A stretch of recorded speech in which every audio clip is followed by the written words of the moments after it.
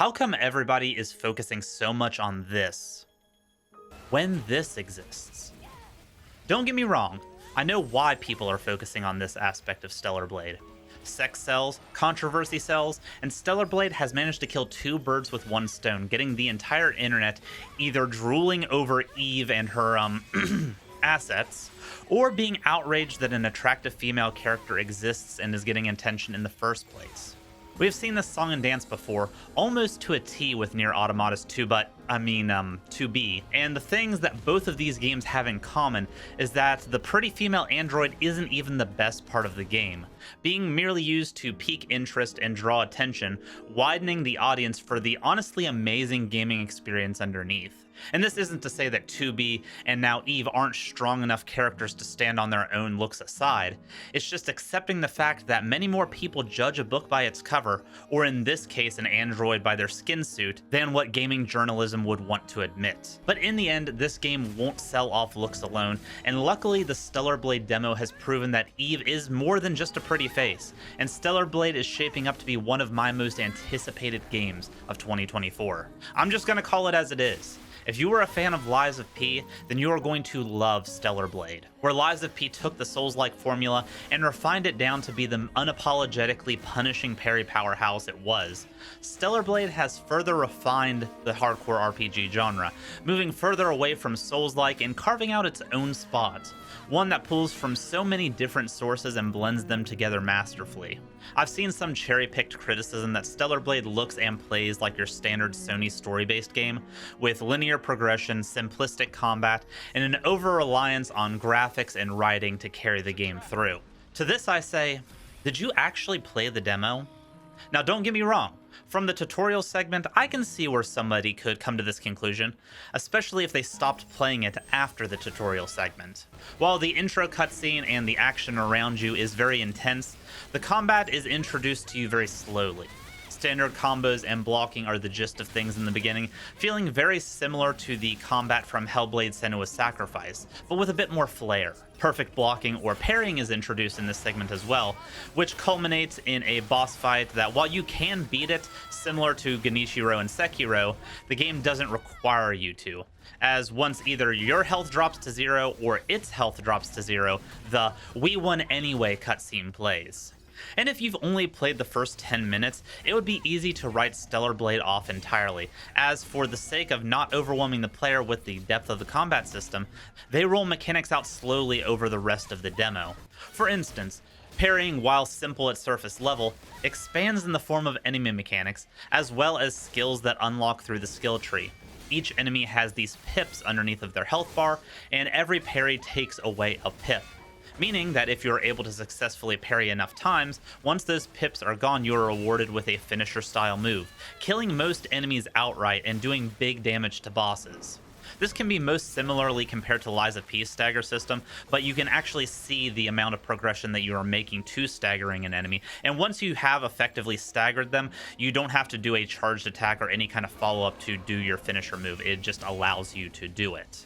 It is also worth noting that only perfect blocking or parrying will make these pips go down, so if you want these finisher moves, you will have to engage with this mechanic.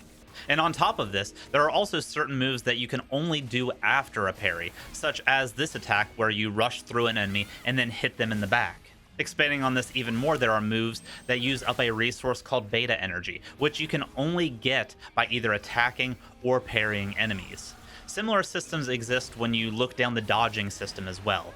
When you start out, it's simply just dashing to close the distance or avoid an attack, but it quickly expands, giving you the perfect dodge mechanic that lets you do a 2B style dodge that slows down time around you and allows you to immediately follow up with a dash attack, closing the gap and flinching the enemy that was trying to hit you, turning its offense into your offense. On top of this, there are certain attacks that can't be blocked or parried, and the perfect dodge is the only way of dealing with them. And while these attacks might be intimidating at first, I've found that they tend to lead to the biggest openings, rewarding proper defense with a large window of aggression, especially after you unlock Blink, a special dodge that functions similar to the Makiri counter in Sekiro. Enemies will queue up an attack with a large glow, and the Blink is activated by dodging forward into an enemy when your sword glows the same way, leading you to exploiting the enemy's weakness and getting massive damage in the process. It's systems like this that continue expanding even more after you finish the demo and attempt the boss challenge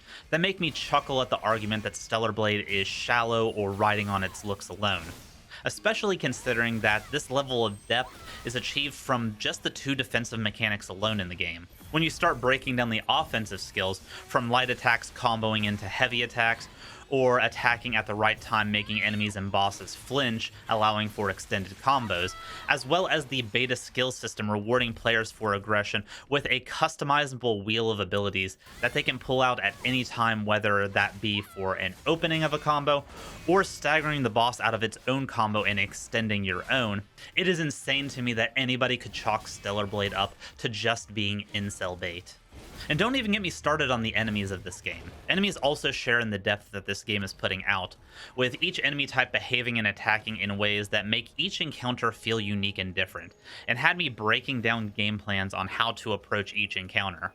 The game starts off with your standard push attack to win mobs, but quickly expands that enemy gallery, giving us close to 10 enemy types from the demo alone, each with their unique gimmicks, such as these flying starfish that can go invisible unless you scan them, and attack in a certain hit and run style, giving your parry and dodge timings a workout. One of the later game enemy types, and my personal favorite, is these big bug guys with the shields for arms, making it so that a frontal assault barely chips at them at all. Perfect dodging and standard parries work well, but the counter windows on these are fairly small as it pulls its shield back up very quickly. Luckily, this was the time in the game where it introduced the dash and backstab move that can be done out of a parry, and this led to huge openings, trivializing an outwardly intimidating enemy. It is this nuance that makes me excited for Stellar Blade's full release. And the best thing to me is I feel we have only really scratched the surface on what Stellar Blade has to offer gameplay-wise, as we didn't even get access to the ranged gun options until the boss challenge mode. And from the teaser that we see at the end of the demo, there are going to be a significant amount of ranged options to choose from as well. And with so much detail being put into the gameplay and stuff, you would assume that other aspects of the game might suffer. But from what I've seen, that is not the case at all with Stellar Blade. Environments are beautifully crafted. The animations of the game are beautifully well done, both from Eve attacking and doing combat animations, as well as just interacting with the environment, whether that be climbing a ladder, swimming, or mantling up a thing. There are several different animations for a lot of these different mechanics that really shows that a lot of effort was put in to making this game as beautiful and visually appealing as possible outside of Eve's looks alone. These animations follow through with the enemy designs as well, making some of the most outwardly disturbing but most lifelike animations that I have seen in a game. And don't even get me started on the soundtrack of this game. This has one of the most beautiful soundtracks that I have heard in the game. And if you enjoyed going and collecting the records from Liza P, I have a feeling that there's going to be a similar mechanic in Stellar Blade. But even without that mechanic, this is a soundtrack that, at least from the demo, has almost a Square Enix level of sound quality to it, and could very easily be one of the best soundtracks of the year, up there with Final Fantasy VII Rebirth. Regardless of what you have seen on Twitter or from IGN, or how you feel about the design choices that Shift Up made with Eve or Stellar Blade in general, I would be hesitant for anybody to sleep on this one.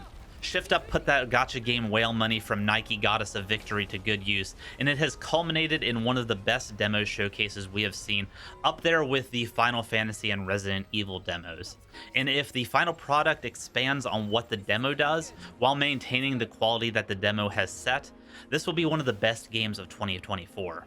But I want to know what you all think down in the comments below. And if you enjoyed this video, don't forget to like and subscribe to the channel if you want to see more Stellar Blade content. But until next time, Tentacrew, take care, be safe, and much love. Bye-bye.